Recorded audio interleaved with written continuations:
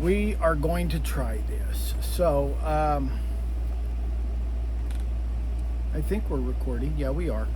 Just wanted to make sure we were recording. Uh-oh, I kicked my stand. I'm going to kick my stand a couple more times. I'm going to scoot this back so I don't kick my stand when I move my foot around. Shabbat Shalom.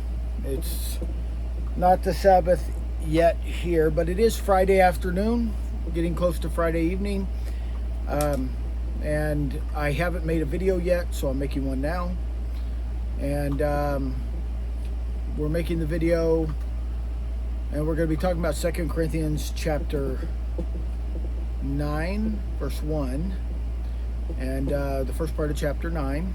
And so if you're watching this, you're either probably watching it late Friday night or super early Saturday morning, because it's going to be about then when this uploads to YouTube. As soon as I get done making the video, I'm going to have to upload it to YouTube. We've had a very interesting week. To give you an idea, in case you want to share in our praising and glorying in the Father's name, we upgraded our solar panel system. I know that you guys are probably aware that we upgraded the system for Terry and Sherry. That's done. They are extraordinarily pleased. They say that they don't know what to do with all the power that they have, which is such a blessing to hear, because they've been struggling for years, more so the last year, but they've been struggling with years just having enough power to run fans at night. And now they have power to do all that. They don't have to run the generator anymore. They're just tickled, and I am very grateful for anybody who helped out with that. We upgraded our system in the meantime while we were helping them upgrade theirs. And now I have all of our big solar panels on the roof of this building. I have 10 up there. And if you want to know how many watts and all that, we could talk about that, but that's not really what that's about. We've got enough solar panels up there, though, to run a refrigerator, the air conditioner. I don't know if you can hear it, but it's running. I have a fan down here running. We have a deep freeze that isn't running, but it could. We just don't have anything to put in it at the moment. And obviously the lights are on, and we have enough power to do things, which is a blessing. And we have even more power. We were running low on power in the evening and having to run the generator for about 2 hours during the middle of summer. About this time during summer, we have to run the generator for a couple of hours just to have enough power to run the air conditioner and everything all night long. And sorry if I keep looking over there. I'm doing this Bible study. I'm watching the puppy. Come here, Arrow. So I'm going to introduce you to Arrow, since she's going to be a part of this. This is Arrow. She is our replacement for Buster. Buster passed away about a year ago, and we got a replacement because we've got to have a guard dog. And doesn't she just look ferocious? Doesn't she look fierce? This is Arrow, and as you know, we already have a dog, a service dog for Tina, and his name is Beauregard. And we call him Bobo, we call him Bo. So we have Bo and we have Arrow. We have Bo and Arrow. I thought that was kind of cute. So this is Arrow, and I'm watching her right now because my niece is here and Tina's entertaining her. So anyway, if you're watching this, it's more than likely Sabbath already. I mean, there's no way it can't be. It's either Friday night, Saturday morning, but it's Sabbath. And hopefully you'll tune into our live broadcast that we're going to do at 11. After the live broadcast, Tina and I will be going to Mountain View to visit our friends that have a fellowship out there. I guess they're moving to Arizona, and we want to see them before they move. So we thought we would go spend the afternoon with them tomorrow. Or if you're watching this later today, because you're probably watching this on Saturday. And then this poor thing, she just looks so scary. She's such a good guard dog. But right now, she's just a puppy. As you can see, look, I'll show her to you. There she is. She's my puppy. She got a cute, smooth belly. And she's going to sit here and hopefully behave herself while I teach, because both things have to happen. And sometimes when both things have to happen, you just make them both happen. It was either this or cancel the Bible study, which we can't do. So anyway, I had Wednesday off. Wednesday we did laundry. I started the process of getting all the solar panels on the roof and hooked to the new, we have a new piece of equipment that really makes a lot of things much easier. And I had to get it hooked up and move the solar panels to the roof. I started that process on Wednesday. Thursday I finished the process off.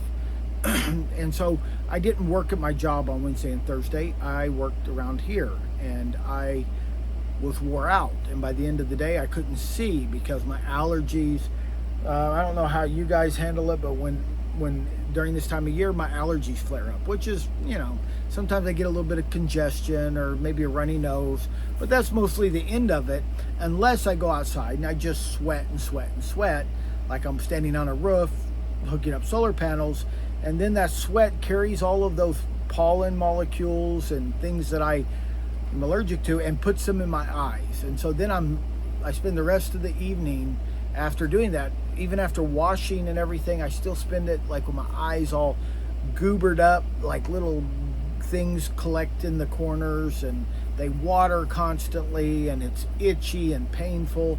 And there's really not much I can do about it except for take Benadryl. I don't feel like sleeping, so I don't take Benadryl. But I didn't do the Bible study because I was somewhat physically impaired from doing it, from working. So I'm doing it tonight, or today, this evening, something like that. And this afternoon, I guess is what it is. And so I'm going to do the best I can. I got a lot of irons in the fire, but hopefully we'll be able to muddle through this and get to a place where we can read scripture, we can understand what's being read, and little Arrow here won't be too much of a distraction. If you thought Arrow was cute, then like the video, share it with people. That's a good, I mean, you know, obviously you can like the video and share it with people if you think I have something to say that's worthwhile. But even if you don't and you think Arrow's cute, you can share her because she deserves to be shared. And people are going to ask me, what kind of dog is she? And I'm going to say, I imagine she's a descendant of some kind of wolf. You know, she's probably got royalty. I mean, there's probably a lot of things in there, and I'm not sure what all of them are. I know some of it is Great Pyrenees, and maybe a little bit of Red Heeler based on her color, but besides that, I don't know. Maybe she's a dog, but I think she'll be a good dog. She's very, very mellow. As you can see, she's sitting on my lap, and you can see my hand moving, right? You can see my arm moving. That's just because I'm petting her. She's doing very well up here. She's not fussy. She's not crying. And before long, she'll be too big to sit on my lap, and so I might be creating some bad habits that I'm going to have to break later. But for right now, she is still a puppy, and she will get into everything. So if there's no further ado, let's open up, have a word of prayer. We'll start talking about, for those of you that don't know, we're in 2 Corinthians chapter 9, starting verse 1. We're going to start talking about 2 Corinthians chapter 9, and we're going to start in verse 1. We're going to read down a ways, talk about it, and we'll get to a place where we finish, and then we'll be done. And that's how that's my syllabus for tonight's course. And a lot of petting on Arrow because, quite honestly, she can't sit on my lap without me petting her. She's so squishy. So anyway, I might have to take off my glasses so I can read. And we'll start in 2 Corinthians chapter 9, verse 1. But before I do, let's pray. Our most gracious Heavenly Father, I pray that you would bless the Bible study. I pray that you would give us, give us insight into what your scripture not just says, but what it means. Help us to ascertain how we should apply these things that we read into our own lives, and help us to understand the object of generosity. That a lot of what's being talked about over the last few weeks has been about being generous, about loving people, about giving to them, and of what you've blessed us with. And I really feel like that is that sometimes that's understated. So I pray that you would help us to understand what it is to be generous. All this I ask in Yahushua Messiah, amen. As you know, while I was praying, Arrow decided that she wanted down. So she's down. But she's fine. She's fine. She's really, honestly, she's very chill. I don't know what it was, but she decided she wanted to be on the floor, so that's where she's at now. And she's going to go find a spot and lay down, it looks like. Yeah, that's what she's doing. So, anyway, you may hear her getting a drink or eating something. Hopefully she's not too distracting. She's going to be distracting for me because it's my job to keep an eye on her because Tina is otherwise occupied. She's not even able to be in here while I do the Bible study. We'll have to watch it together later. Okay, so 2 Corinthians chapter 9 verse 1 says, "For as touching the ministering to the saints, it is superfluous for me to write to you. For I know the forwardness of your mind, for which I boast of you to them of Macedonia, that Achaia," I don't know how to say that, is Achaia, Achaia, I don't know. But anyway, let's just pick up where I left off. Of you to them, I boast of you to them of Macedonia, that Achaia was ready a year ago, and your zeal hath provoked very many. Yet have I sent the brethren, lest our boasting of you should be in vain in this behalf, that, as I said, you may be ready, lest haply, if they of Macedonia come with me, and find you unprepared, we, that we say not ye, should be ashamed in this same confident boasting. Therefore, I thought it necessary to exhort the brethren, that they would go before unto you, and make up beforehand your bounty, whereof ye had noticed before, that the same might be ready as a matter of bounty, and not as of covetousness.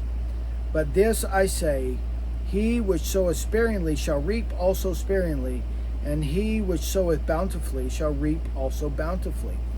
And let us talk about what we've read thus far, because there's more, and I don't want to get too far into this without stopping, because this can be pretty confusing as we read through it.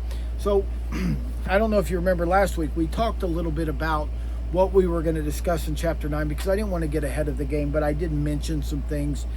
And what we're finding out is that Paul has bragged on the unbridled generosity of the people in Corinth.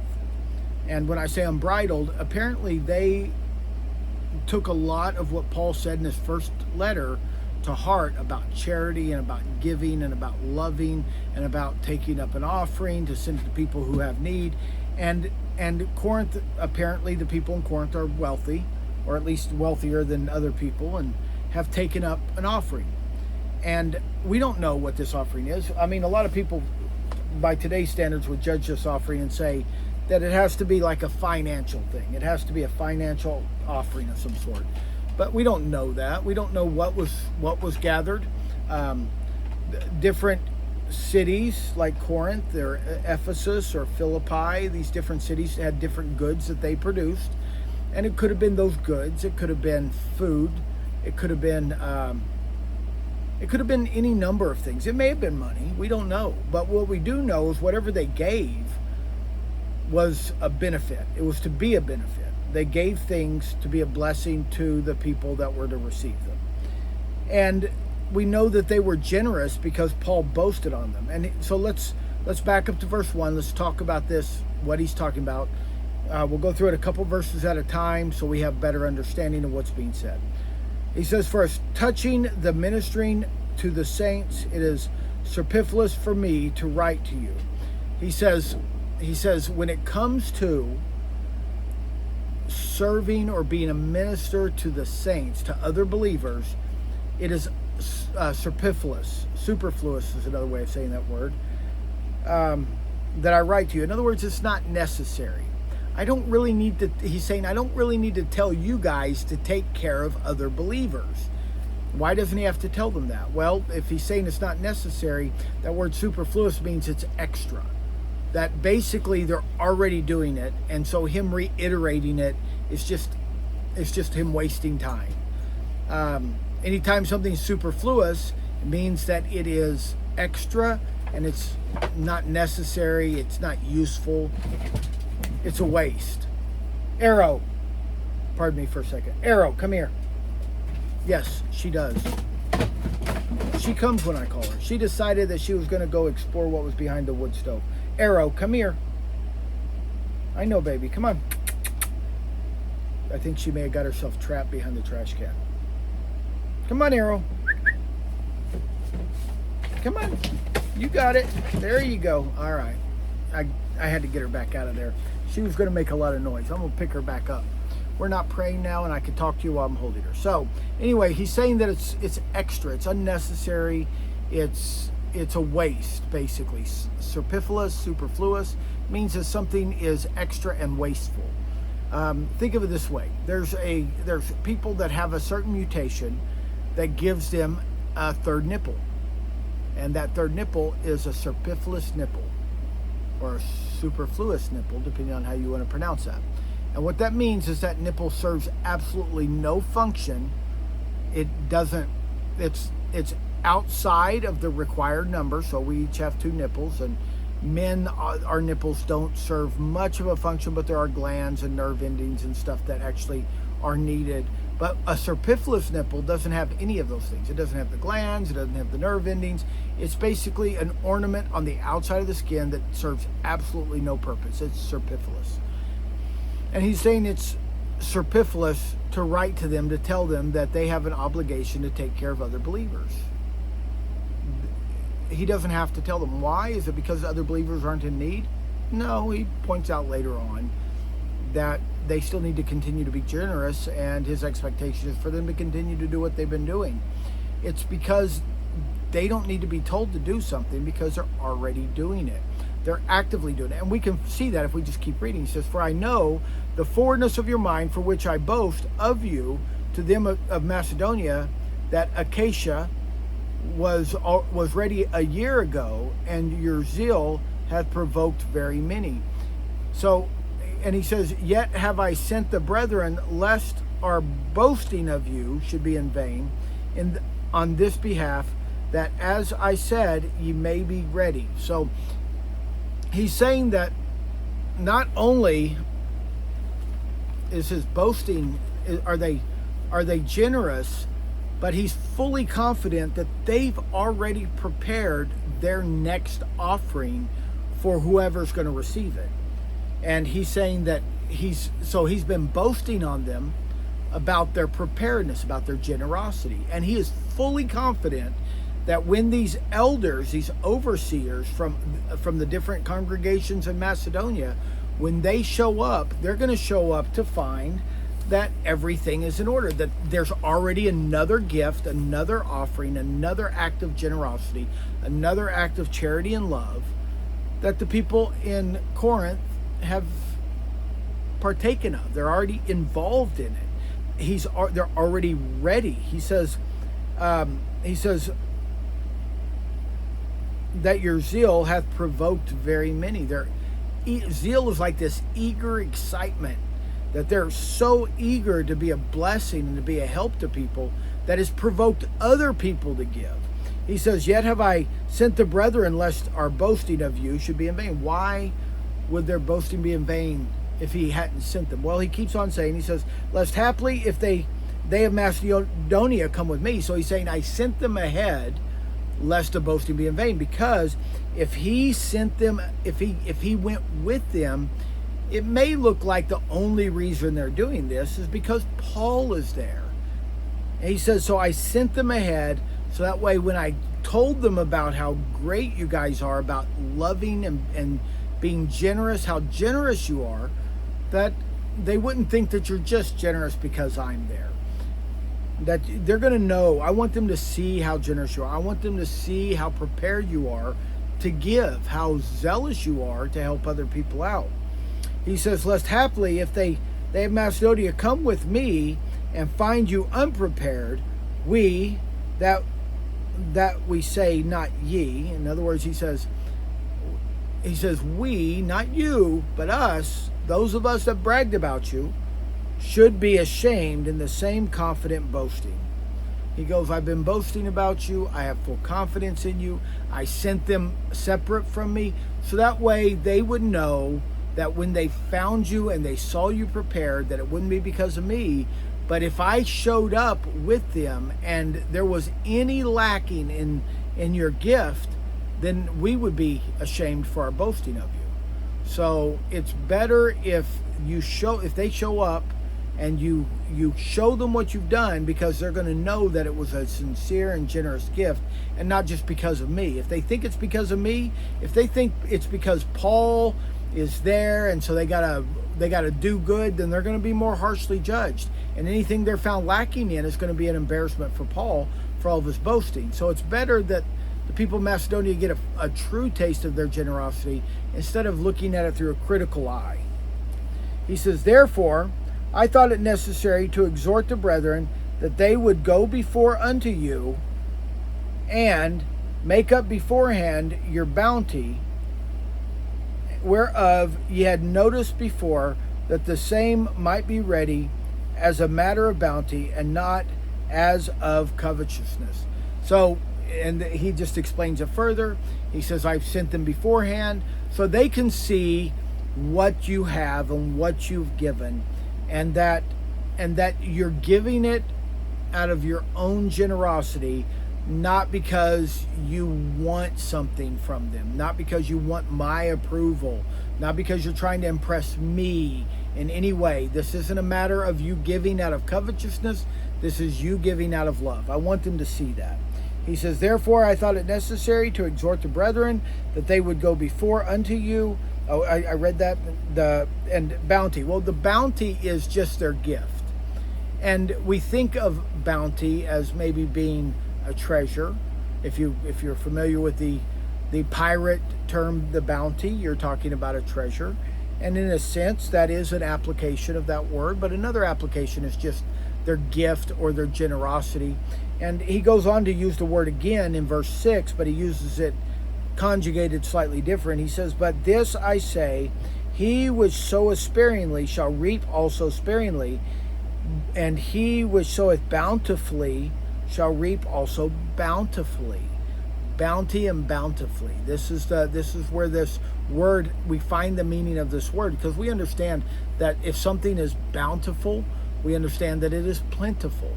It doesn't necessarily refer to just a treasure or just money. What it refers to is the giving of the extra, of the bounty. The bounty is the extra. It is the plentiful. It is the above and beyond what a person or what a group needs. And so when he's talking about their bounty, he's talking about they're not giving things that they don't have. They're giving of the things that they have extra, which goes back to a couple weeks ago when we were talking about out of the book of Exodus, when the children of Israel were commanded to gather the manna. Everybody was commanded to only gather the amount that they needed, and that when somebody needed little, they got little. When somebody needed a lot, they got a lot, and that's how they gathered the manna. And he quoted that verse in chapter 8, verse 15, and that's out of Exodus 16:18. And so once again, we see that here. He's saying that they have extra of what they have, and they gave the extra of what they have. And more importantly, it's not just extra of what you have. He's not talking about giving away an inheritance, because an inheritance is a good thing. The Bible talks about inheritances a lot throughout Torah, throughout the Proverbs. An inheritance is a good thing. He's not talking about giving of the extra that you have in savings, or that you're saving for an inheritance. He's talking about giving of the extra that of whatever your produce is. So for example, if you grow corn and you grew enough corn for you and your family for the year, and of course we're talking during a time when there wasn't any supermarkets, they couldn't just go to the store and buy corn. Matter of fact, they didn't have corn there, but let's just say it was corn. But they're growing corn, they grow enough corn for the family, and they have some extra. After they've sold off some, after they've stored some, they have extra. They're to give that extra, and they do that. They give of the bounty, of the extra that they have. And so that's very important that we understand that this could be commodities. It could be food. It could be medicine. Whatever they produce there in Corinth, that is the bounty that he's talking about. That's their bountifulness. And that's why he says that if they sow bountifully, they shall reap bountifully. In other words, he's commending them, and he's saying that a big blessing is coming because they are so generous. They're generous with the extra that they have. And so that's verses 1 through 6. And the whole point of verses 1 through 6, before we get any farther into this chapter, is to outline the righteousness of being generous. We should never take food out of the mouths of our children to feed a stranger. And I want to make that very clear. You have an obligation to care for your household. Whether you're a man, whether you're a woman, you have an obligation to care for yourself and to care for those in your household. You have an obligation to them. You have an obligation to your animals. After you've met that obligation, after you've cared for the people in your home, what you have extra is the bounty. And if there's people that have a need and you can meet that need with the extra that you have, then you should do so. That's a righteous act. However, I want to make this very clear. If you take food out of the mouths of your children, if you take food out of the mouths of your animals, if you take food out of the mouths of your spouse, if you take away from what the Father has given you stewardship of in order to give to somebody else, then you're not giving out of your bounty. You're giving out of your need. And that is not a place to give out of. Your first obligation is to your household. Your first obligation is your stewardship over the things Yahweh has given you authority over. And if you do not meet that obligation, then you will be that steward that said, I buried my treasure. I never met the obligations. I never increased what you gave me. It's our job to care for the people in our lives that Yahweh's given us stewardship over. Then after that need is met, we give to the people that have a need outside of our households, outside of our authority. And it's very important that we understand that, because so many people get this backwards.